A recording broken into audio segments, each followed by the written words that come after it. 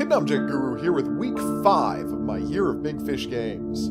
This was a bit of a weird week, but we'll get there.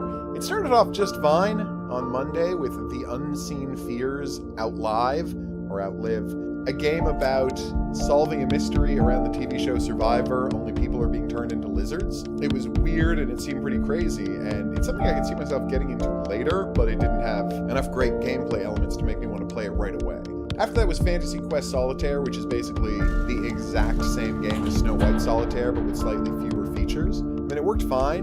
There was one mini-game where you were shooting down bubbles with fairies in them that was weirdly difficult for the first mini-game in the game, but I had an okay time. I've already got Snow White Solitaire, so it's not like I'm going to be rushing to play it. Then things got strange, because on January 31st, the Mythseeker's Legacy of Vulcan came up, and that's a game I played last summer. Maybe it didn't come to Bigfish Games until just now, but it's still stretching the definition of new game. Again, I loved that game. I thought it was a great time. You can watch my whole playthrough of it, but it's not new. Then February 1st, Treasures of the Incas.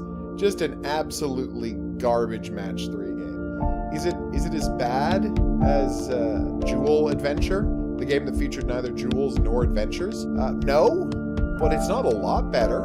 It was especially distressing because it was 100% unclear how to get, like, 3 stars for a level, because I would finish a level with plenty of moves left over, but every additional move was worth only like 10 points, so my score would really suffer. But if I had been allowed to use those moves to make a bunch of matches, each match would have been worth 30 points. So the game is actually punishing me for quickly and efficiently finishing levels, and saying you should go out of your way to not make the final match until you're down to 1 move, because otherwise you're sacrificing points.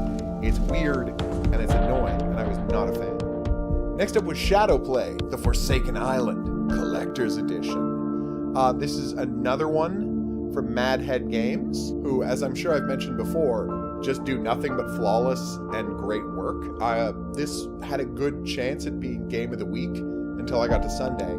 Again, Sunday seems to be a really good day for hidden object games. But anyway, I was really impressed, and I will get around to the Shadowplay series at some point once I'm through Maze and Cadenza, because this game, about an island full of ghost vampires and weird science experiments, definitely has me up. Then on Saturday, it turned out Bigfish Games is lying about this whole new game every day thing, because the game was Labyrinths of the World, A Dangerous Game, which we played and bought back on January 5th. There's no way you can say that this is a new game.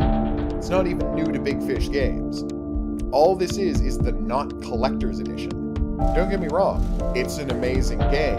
Look for my videos of it this week, but it is not a new game. So Bigfish, new game every day, that's just not true. Then on Sunday, the week kind of redeemed itself with Puppet Show, The Curse of Ophelia, which is just an amazing game about a creepy doll that curses a lady playing Ophelia, and there's mysteries and people in masks and runes that appear on people's bodies. It's good fun from the people who made Deadly Dowry, and I'm psyched to get back to it as soon as possible. Although I may go back and start the Puppet Show franchise right from the start, because creepy puppets, that just seems like a blast. So it was close, but Puppet Show, The Curse of Ophelia narrowly beat Shadowplay, The Forsaken Island. And yes, this is by far the worst week we've had yet on this project. Those are both really solid games, and I'm excited to get back to both of them. I've been Hidden Object Guru. Join me back here next week for another recap of the week in Bigfish Games. But until then, au revoir.